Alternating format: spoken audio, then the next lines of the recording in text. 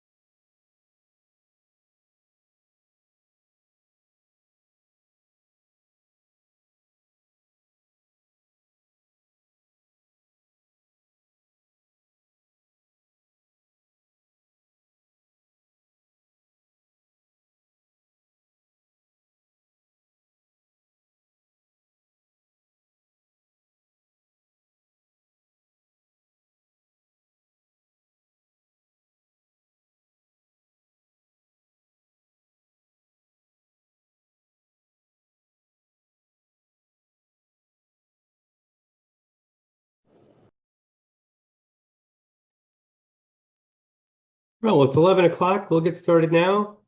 Good afternoon or good morning, everybody. This is we got docket 1780 WR102, the application of the Village of Eleva for authority to adjust water rates. This is Mike Newmark, the Administrative Law Judge for the PSC. We're here today to create the record in the case. That'll be the documents we identify and verify under oath as exhibits, as well as comments we receive from the utility, commission staff, and members of the public. So we can take public comments here today live. We're also collecting written comments. We've been doing that since August 6th. There's 2 ways to submit a written comment. One is to post it on the commission's website, and the other is to mail it to us by U.S. mail. Deadline for written comments is September 9th, so we need to receive those at the commission by September 9th. And the details on how to file a written comment are on our notice of hearing.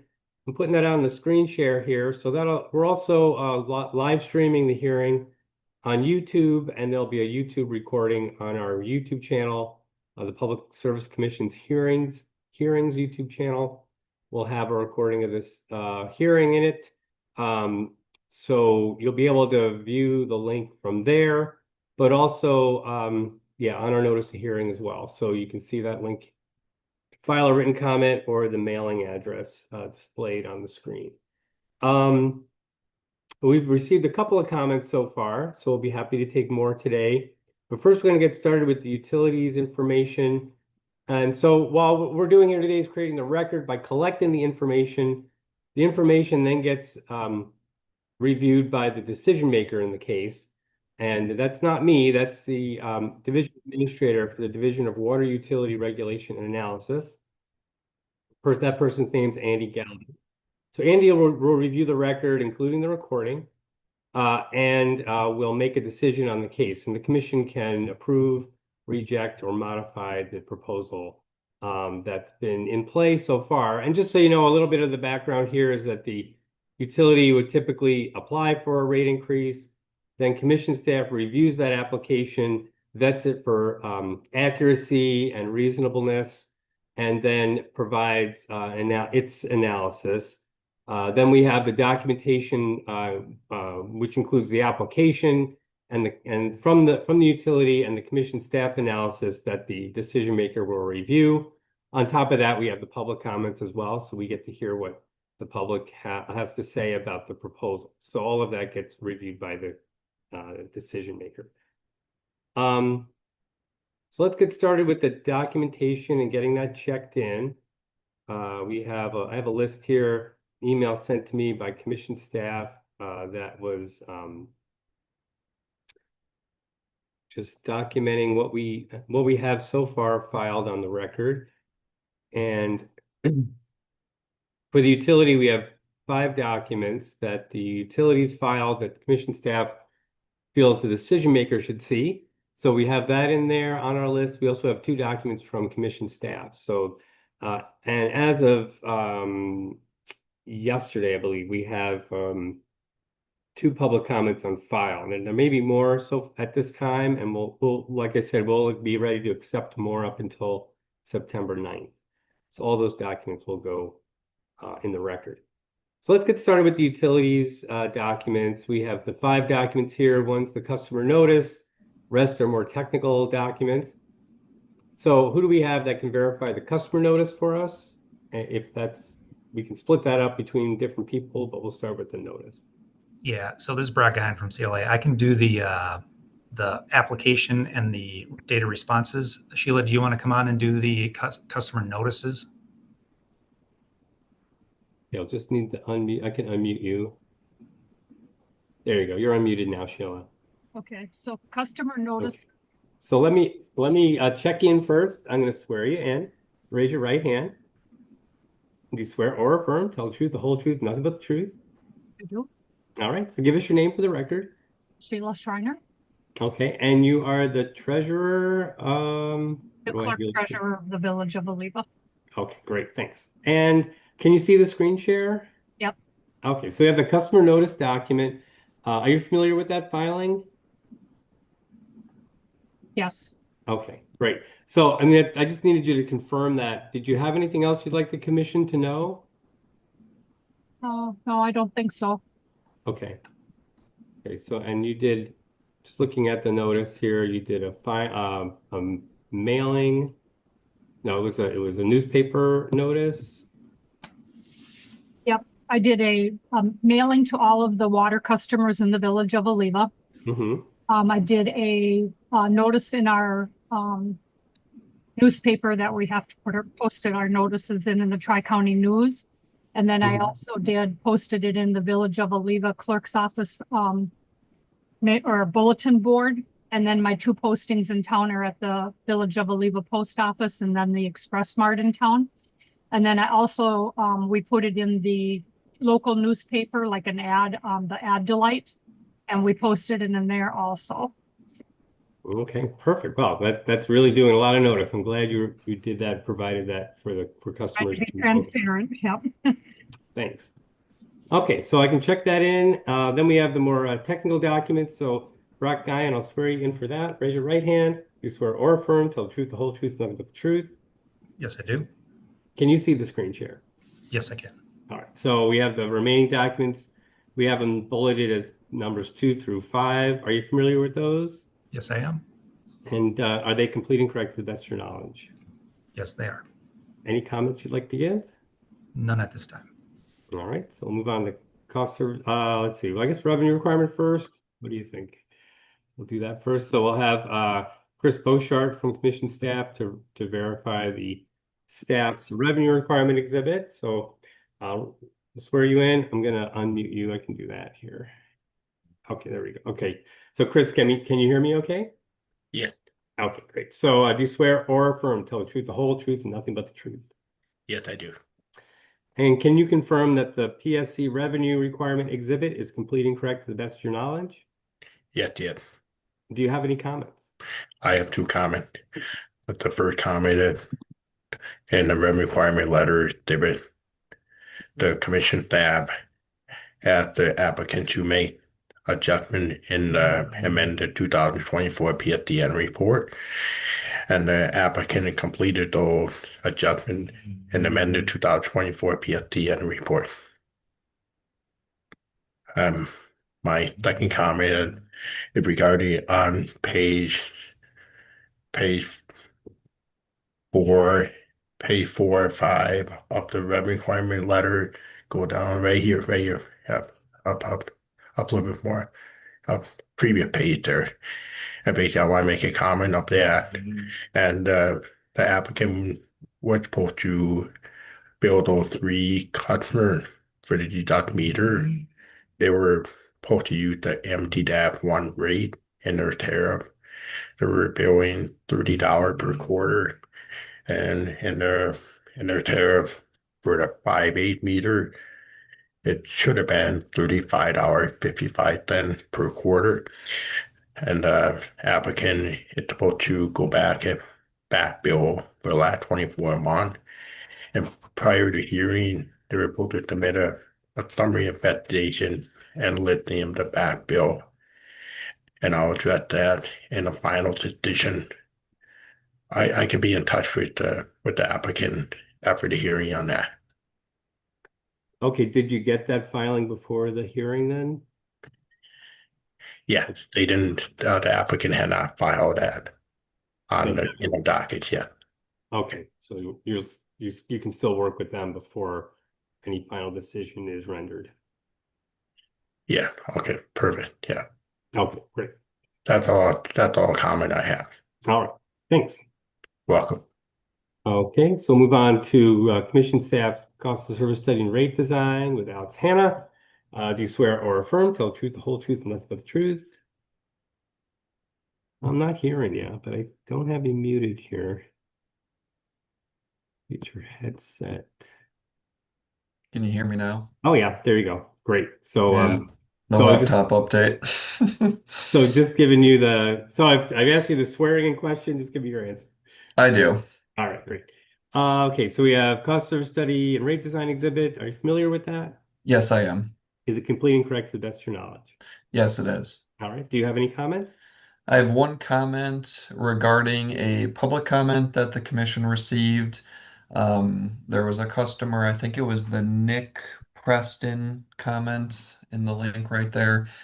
He indicated that the average residential bill would go up 295% instead of the 195, which is indicated on Schedule 14 of my exhibit. I believe that Nick's calculation was the bill at new rates divided by the bill at old rates, which would be 2.912, and then move the decimal.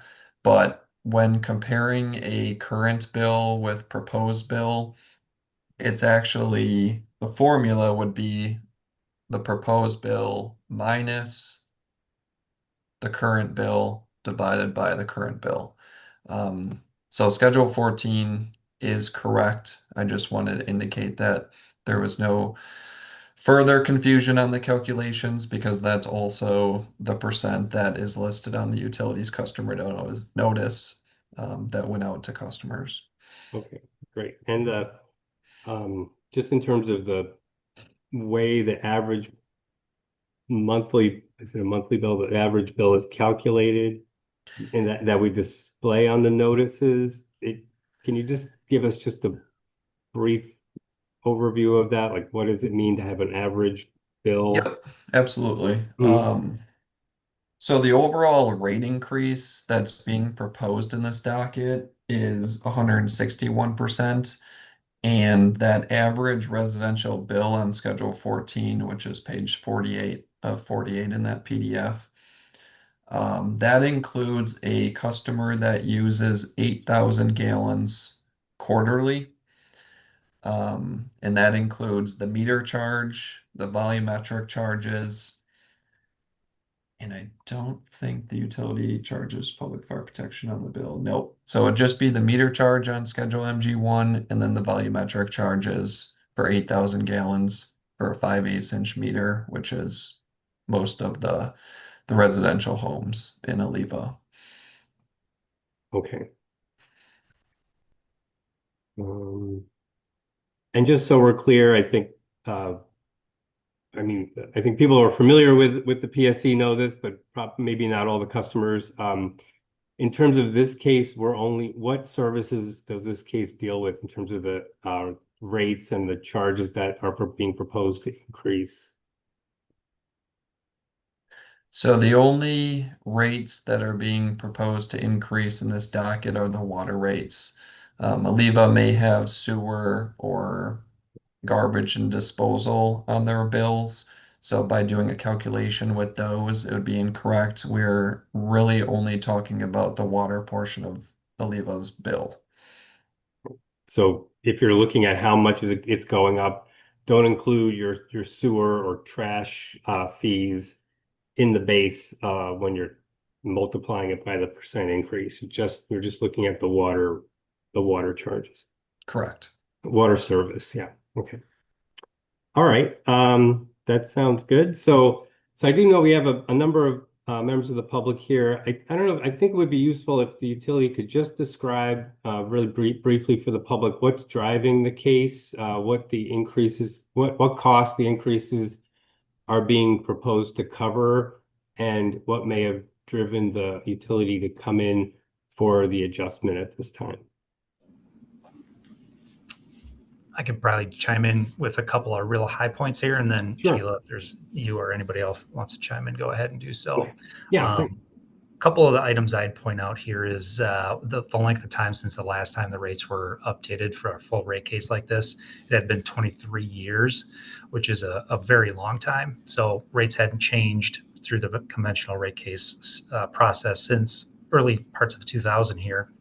And like just as us as consumers and inflation, cost inflation since that period of time, that's a big chunk of the rate increase here. The other part of it too is infrastructure projects for water and sewer are happening. This is just addressing the water part, as Michael clarified here. It's a total of about $4.1 million of infrastructure project going into service here over a couple year period that has to be paid for. And 2.4 million of that, the larger portion, 59%, is actually covered by grants. So to take advantage of the grant funding available, obviously there's a local responsibility portion that falls on the customer base of about 1.7 million. Again, there's a split there between water and sewer, but certainly that is an impact to the rates as well. Okay, great. Thanks. All right, so we've given the utility and commission staff their opportunity to present their evidence and their comments. So now I can open this up to members of the public who wish to speak. Again, so what we're doing is we're giving you the opportunity to comment, so the decision maker can view your opinion on the proposal, and the decision maker will review the recording that we'll have on our YouTube channel in order to hear you on that. So Zoom just gives me a list of names here as you guys have inputted them into your when you joined Zoom. So I'm just going to read those off, and they're just, I think they're like in alphabetical order. So if you joined first, I apologize. I may not get to you first. I'll be taking these sort of out of order, but in alphabetical order, we have BREND, Brend. If you do wish to speak, just need to unmute. It looks like maybe you don't have a working camera, but it's Brenda. Brenda? And my concern is Okay, so the first senior of all, citizens on fixed income and I'm single sorry, Brenda, parents. let me interrupt them. I apologize, but I'm going to swear you in and get your name. So Oh, sorry. Go ahead. we'll just do it like we did everybody else. So raise your right hand. Do you swear or affirm Yep. the truth, the whole truth, nothing but the truth? Yes. Okay, so give us your name, please. Brenda Potter. All right, and go ahead. And my concern on the increase and how much it's increasing is the senior citizens that are on fixed income and the single parents. They're already struggling. It concerns me. And I will tell you, I am a senior citizen myself. So that's my big concern on this raise. Okay. Well, I appreciate hearing from you. Thank you. So we'll call Darla next. Did you want to make a comment? Hear me okay? No Yeah, comment. can you turn, I'm sorry, you said no comment? No comment at this Okay. time. All right, thanks. I'm just gonna mark that here that I asked you already. So people do change their mind before we're done. That's okay. We can go back, but how about Katie Hooch? Would you like to come? I just have a question about the potential rate increase. Like, Okay, so let me swear you in too, just because your question will be Sure, a statement you're making for us. So raise your right hand. You swear or affirm, tell the truth, the whole truth, nothing but the truth. yes, All right, and just give us your name and go ahead. I'm Katie Hoke, and my question is, instead of doing a rate increase of, like, we're proposing this rate increase of the 161% or 191, 92%. Instead of doing that all initially in one bill, would it be, I mean, I understand rate increases and inflation and things like that, but couldn't it be done over a longer period of time and say, hey, we are doing this rate increase due to factors X, Y, Z? Could we do it over, say, a 2-year span where it increases a certain percentage every bill that it comes out, instead of one intense all of a sudden the next one that we receive is that much more? Okay. Or is that not something you can do with Public Works? I'm really unfamiliar with how it works, so Right. that was just an idea to gradually approach it and get it into the community instead of just an all of a sudden huge bill. Right. I can let the utility address that, but I'm from what I've done this for a number of years, listening to these cases, and I know what part of the considerations are going to be how much the utility is in how much it's in deficit in terms of how much it needs to catch up from with its current costs in order to provide service, and then also does it have the money to do that matching for the grants? So all it has to meet those obligations.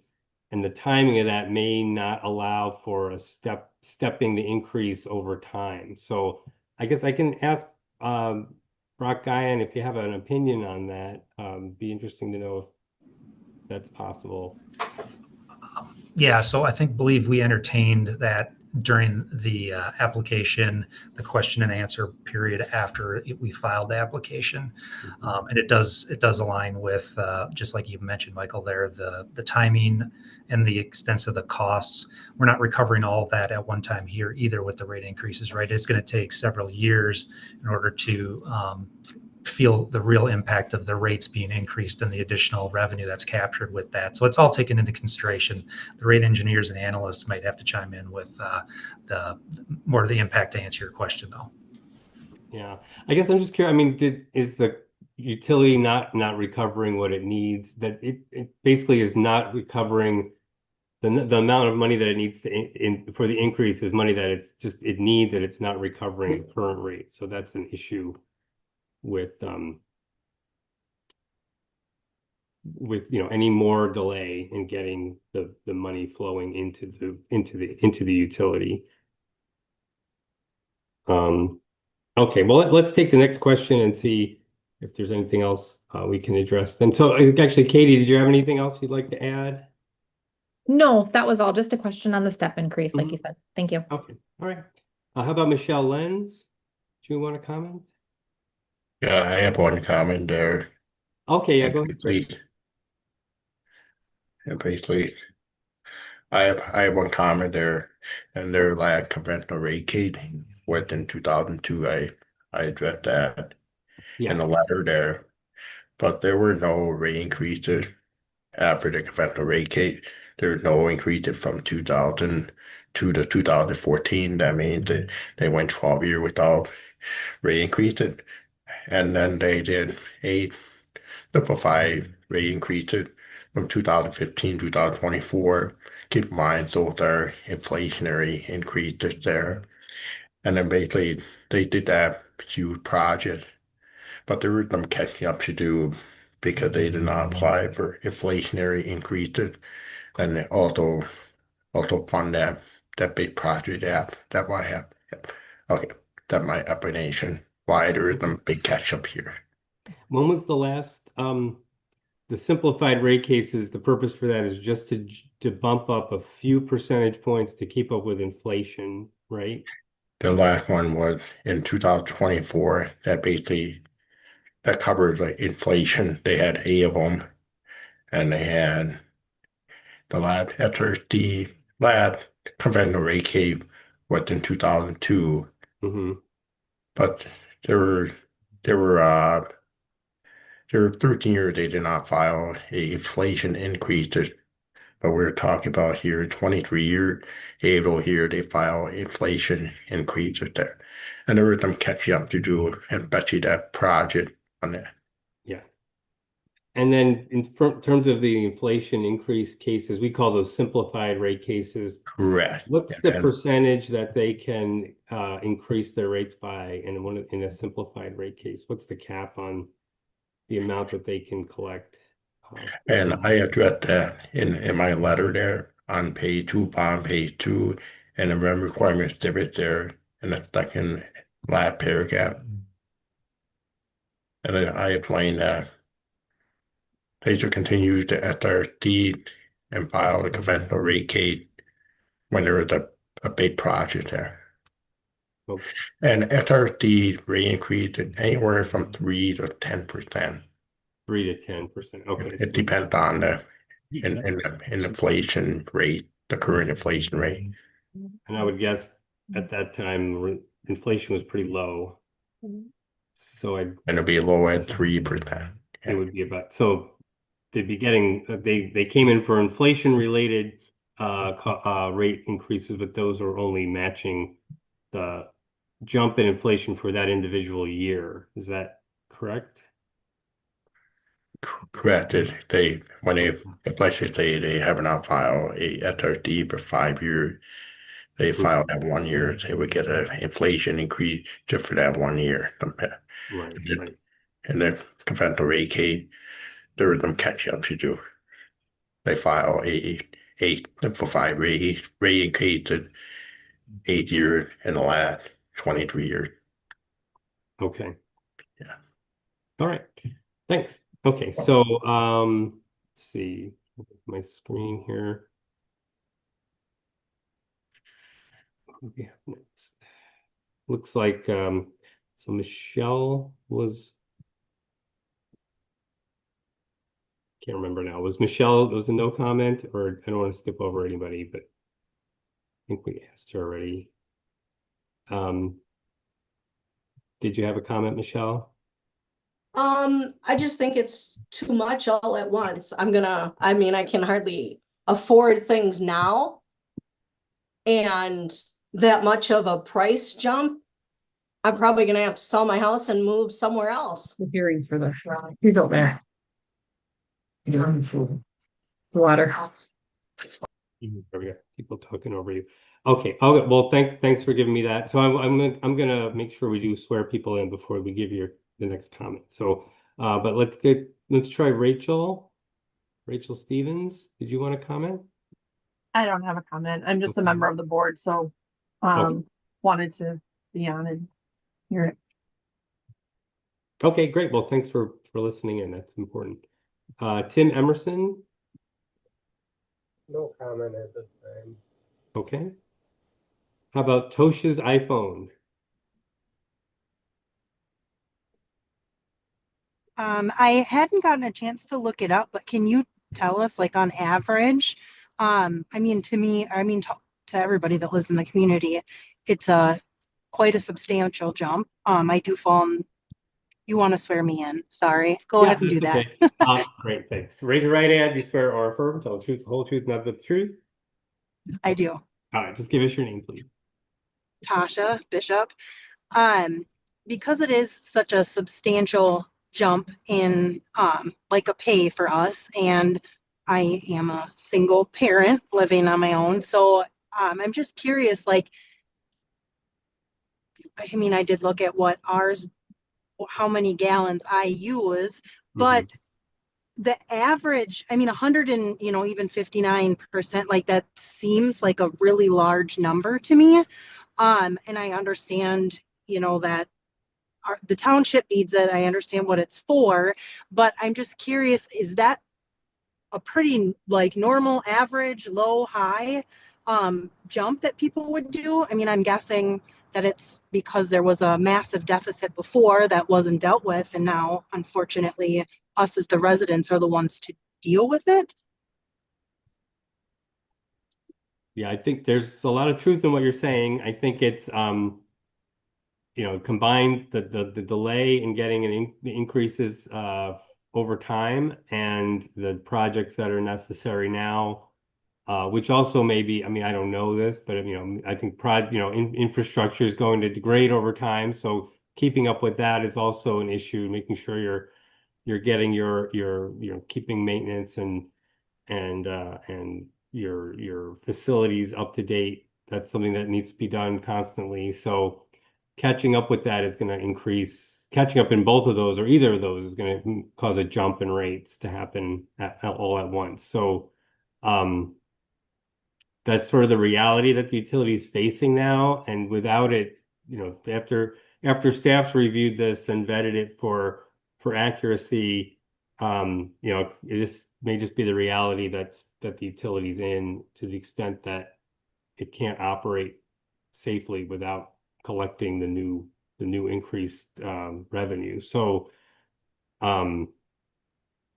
that's something the utility is going to need to watch in the future. And I think the exhibit that we were displaying before, the revenue requirement exhibit, does instruct the utility to come in more frequently for rate reviews, so that you can spread out, identify new costs sooner and get increases in a more gradual manner. So that's page 2 of the document here. It's the applicant should monitor future earnings and overall financial stability to maintain good financial health. So that's something that we're going to, have. And I think I don't know if we usually put that as a condition in our orders. Commission staff might want to chime in on that, but it's something that, if the situation occurs where utility needs more oversight, the commission can provide that and at least give them the guidance, or, if not guidance, some more authoritative instructions about monitoring their costs and coming in for increases in a more frequent basis.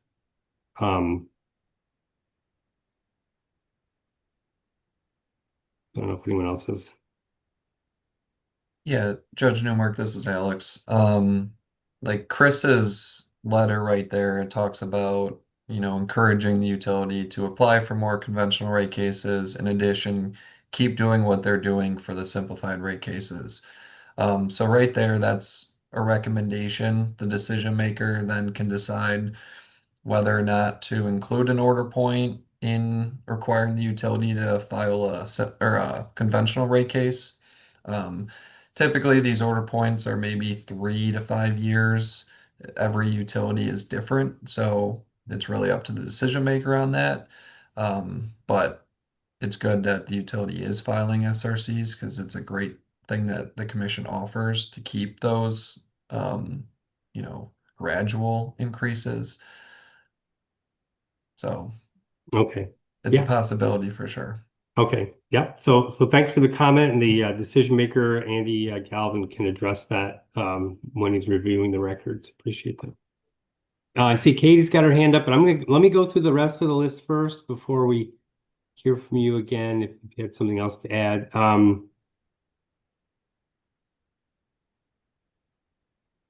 Yeah, okay. So Tim, we got Trevor is next. Did you have a comment, Trevor? So let me swear you in. You do? I don't have a comment. No comment. Okay. Okay, well, I've given everyone a chance, called everyone's name. So Katie, you had your hand up. Did you have something else?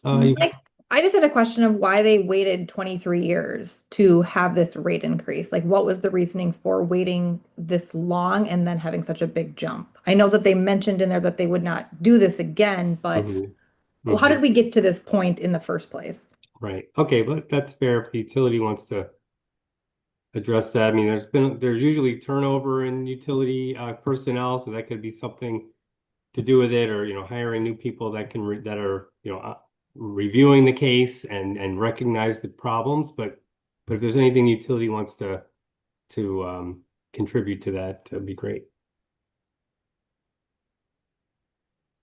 I don't know what to tell you. This is Sheila. I've been here 8 years, and out of the 8, I know Chris said that we did our last simplified in 24, but I did do one in 25.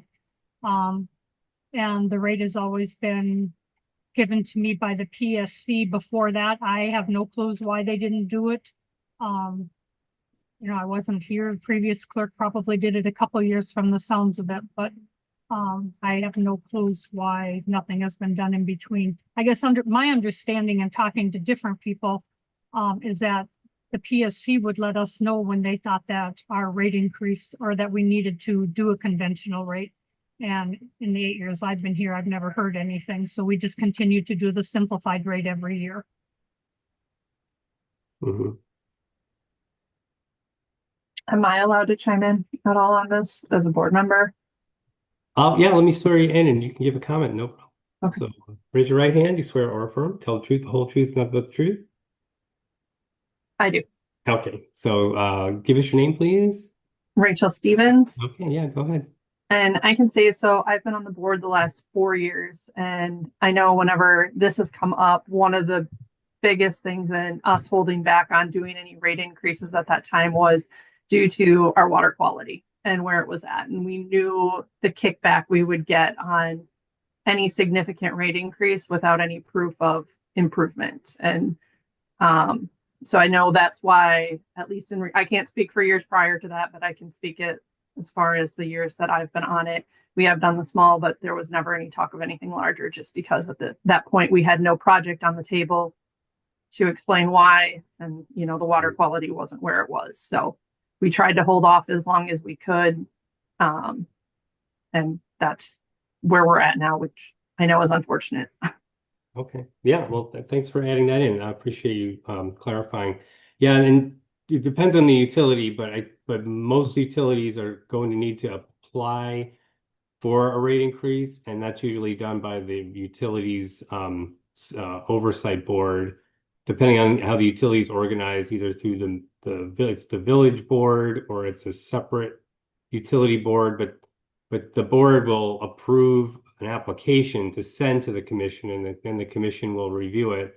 This utility, I suppose, I don't know the details, but when a utility gets to be so financially crippled that they're really unable to operate, then the PSC will step in and make the utility come in for a review.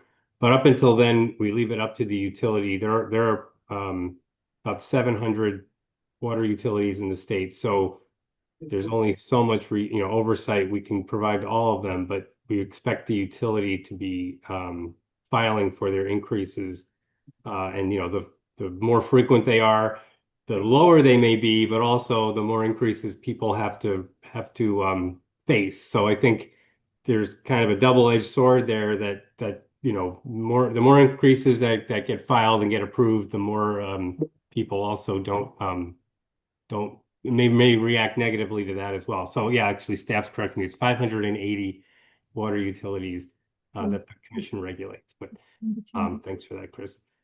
So that's sort of the balance that needs to be made. But again, I think it's a valid point that the board member is making, that without if water quality is bad and rates are going up, then even though there may be a bigger project that's needed, which will cause rates to go up even further.